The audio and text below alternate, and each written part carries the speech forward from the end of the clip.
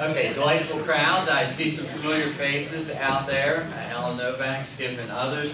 I'm here as much to admire the exceptional work that Gwen Alexander and her husband and colleagues, Annette, are doing here. I see other state representatives. Dan, I understand you got stuck in the same traffic that I was involved with. At some point, my daughter's going to come around the corner here. It never fails when there's a traffic jam. You always have your daughter in the back seat. And what's the proverbial phrase? Dad, I have to go to the bathroom. Make her. There she is. Grace, come on over here just for a second. Okay? It's good to have you out today, honey.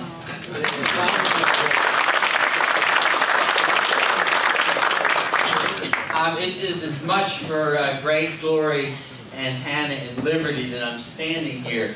If I could just tell you a couple quick asides, and we'll get you out of here on time. I was down in Mexico with my wife and 4 daughters, and we were involved in some missionary endeavors there, working at orphanages and all. And this is a pretty politically savvy, networked crowd.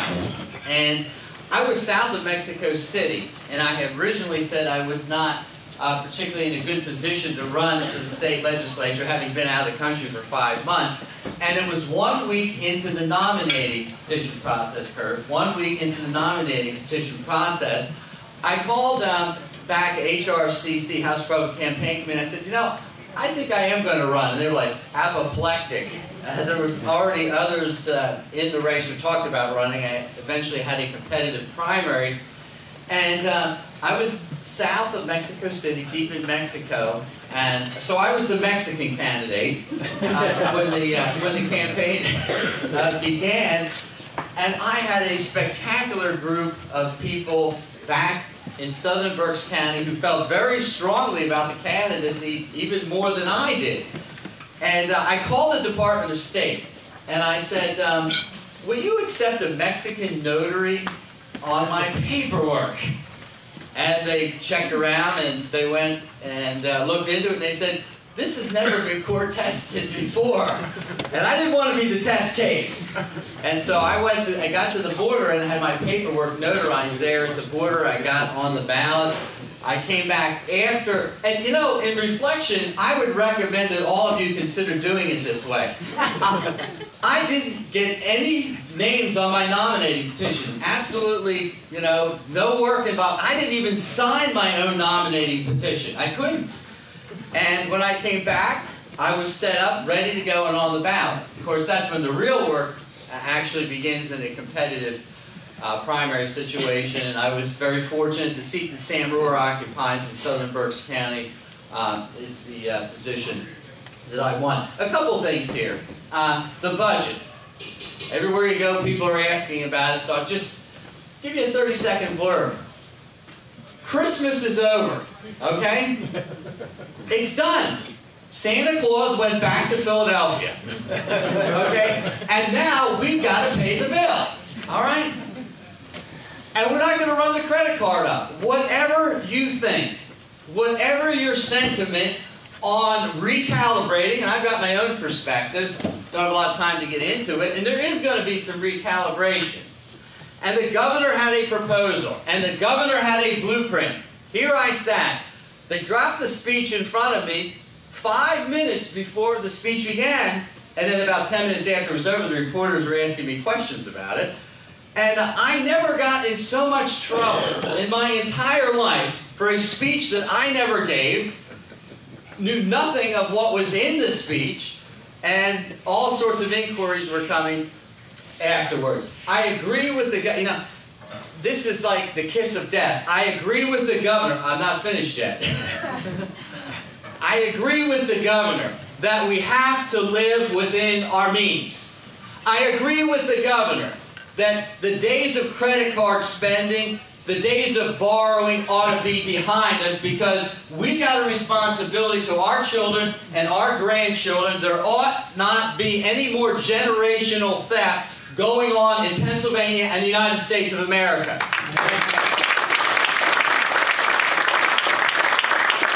When you send someone to Harrisburg or you send someone to Washington, I would recommend this. Gwen's right. I drive Columbus. And I've been stopped twice by the Capitol Police because they don't think I should be down in that garage. And they certainly don't want that car down in the garage. It's been hit twice in the rear by drunk drivers, parked. Okay. I was coming back from Harrisburg, and just when there was that lingering doubt as to whether maybe I should get this car fixed because the Capitol Police don't keep stopping me, a deer ran into the side of the car. Okay, I didn't hit the deer; he attacked the car.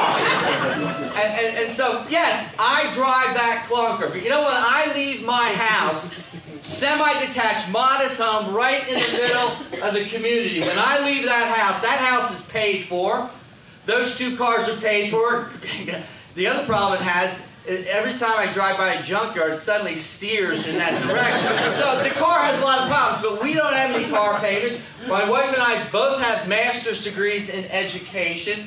They're paid for. The children aren't quite paid for, but we're not using credit cards to pay for them.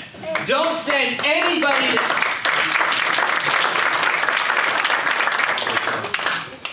Don't send anybody to Harrisburg. Don't send anybody to Washington that doesn't know how to live within their means, because that's the problem in the country.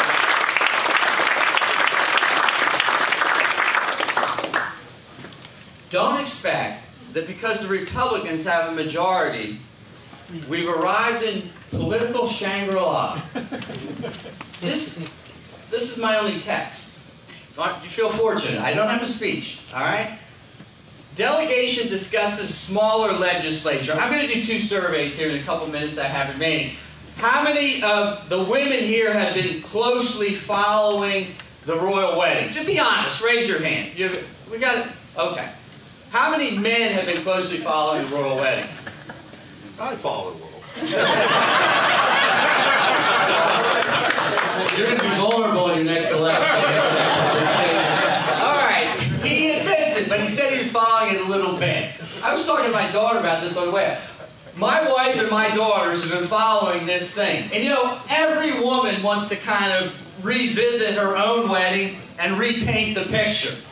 And I said, you know, we could likely do that, except maybe for $50 million that's gone into this wedding, and maybe 2 billion viewers, and we had 1 million people along the parade route. I'm trying to dissuade these girls from that style and that type of wedding. But you know what?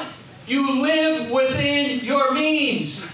If you can't afford it, you don't buy it. The problem in this country, politically, is we've not been able to separate our wants from our needs, and we have a political class buying its way into the next election cycle. Friend, that's the problem that we have in America.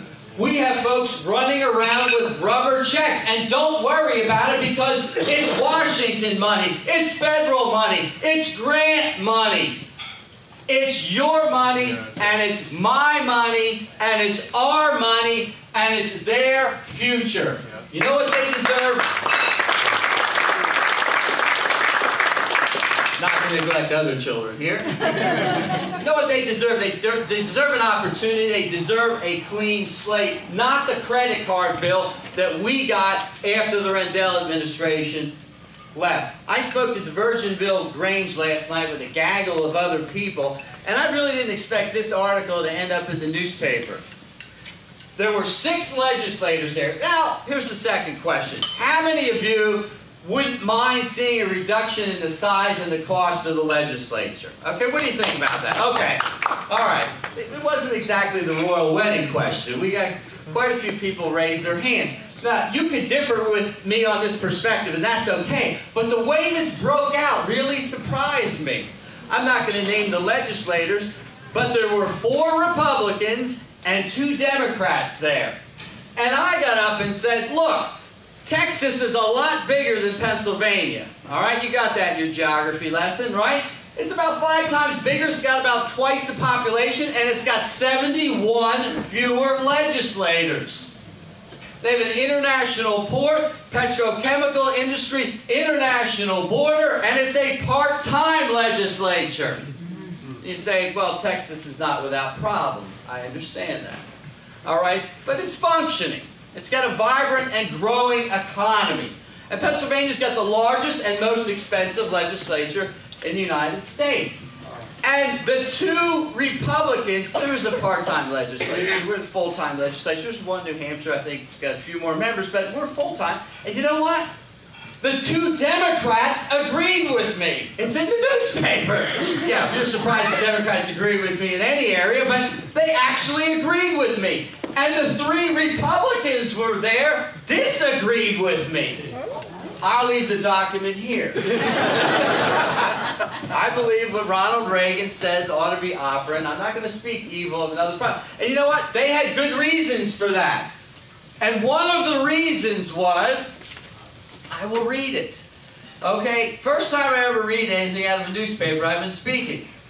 All right. The size of the legislature was increased in the 1870s, I'm quoting directly, because a small legislature was viewed as too susceptible to corruption by special interests. Well, we've really arrived. You ask Vince Fumo. We have really arrived. We are beyond corruption. You speak to the two past Speakers of the House, one from either party. We are beyond corruption. You check with Mike Vion in his jail cell. We are beyond corruption. Friends,